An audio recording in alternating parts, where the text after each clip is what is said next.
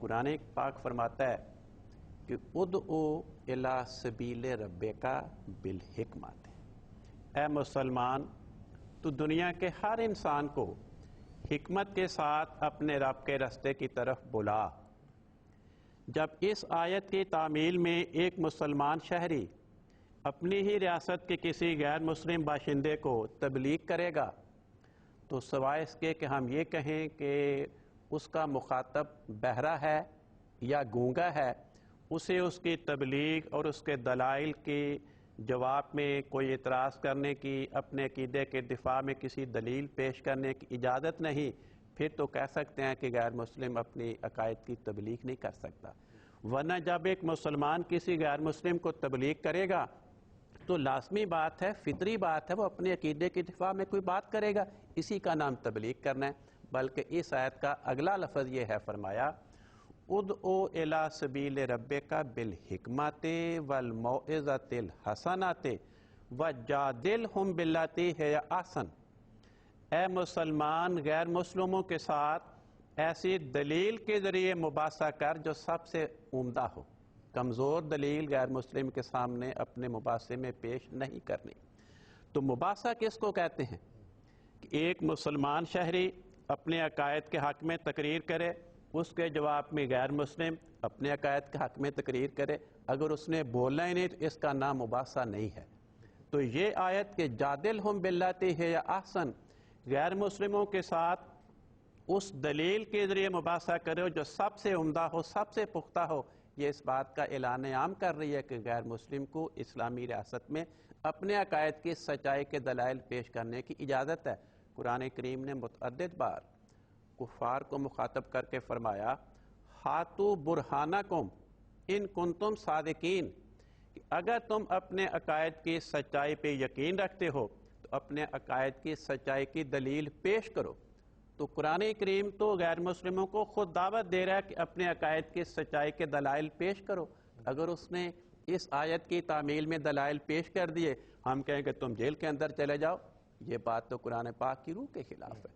چنانچہ دیکھیں سن 9 ہجری میں نجران کی وادی عیسائیوں کی وادی ہے، وہاں سے عیسائی پادریوں کا وفد مدینہ منورہ میں آیا، کئی دن انہوں نے مدینہ منورہ میں قیام کیا اور روزانہ مسجد نبوی کے اندر بیٹھ کر وہ تثلیث کے حق میں، الوہیت مسیح کے عقیدے کے حق میں، عیسائیت اور اسلام کے درمیان جو بنیادی اختلافات ہیں ان کے بارے میں حضرت رسول پاک صلی اللہ علیہ وسلم کے ساتھ مباحثہ کرتے رہے۔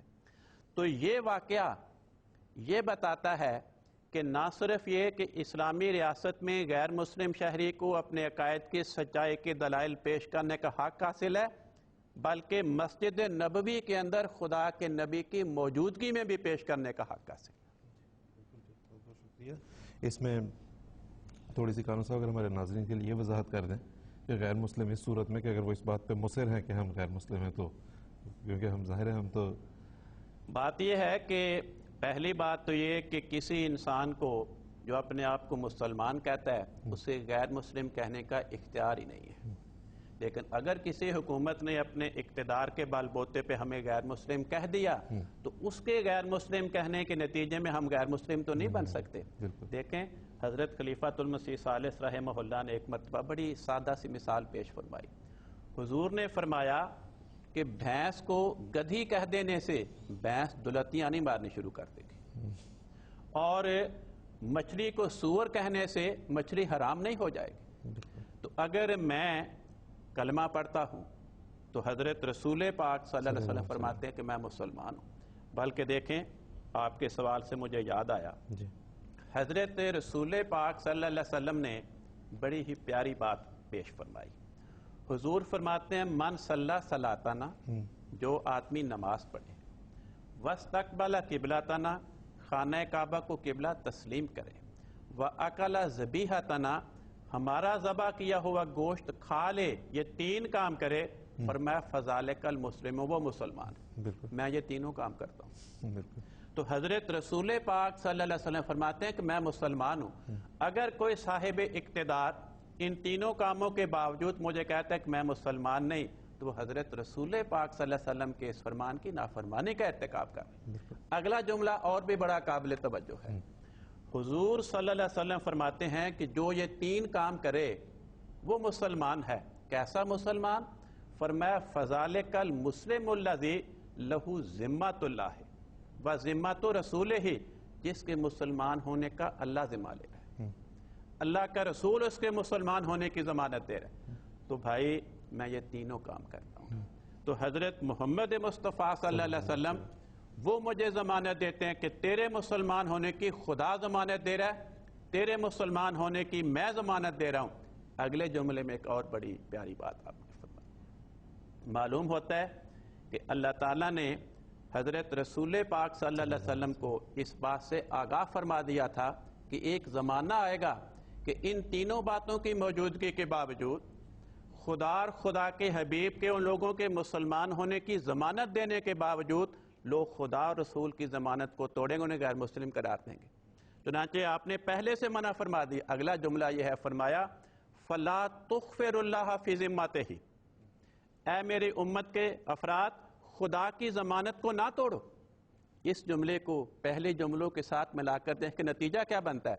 آپ ہمیں یہ سمجھا رہے ہیں کہ دیکھو ایک زمانہ آئے گا، میری امت میں ایسے افراد پیدا ہوں گے جن کے اندر یہ تینوں خصوصیات پائی جائیں گی، ان کے مسلمان ہونے کی خدا اور خدا کا رسول ذمہ واری قبول کر رہا ہوگا، لیکن بعض بد نصیب ایسے ہوں گے جو خدا رسول کی ضمانت کو قبول نہیں کریں گے، انہیں غیر مسلم قرار دے کر خدا کے رسول کی ضمانت کو توڑنے کا ارتکاب کریں گے۔ تو میرے لیے صرف یہ خوشی کی بات ہے کہ میں خدا اور خدا کے رسول کی ضمانت توڑنے والوں میں شامل نہیں ہوں۔ خالد صاحب جزاک اللہ۔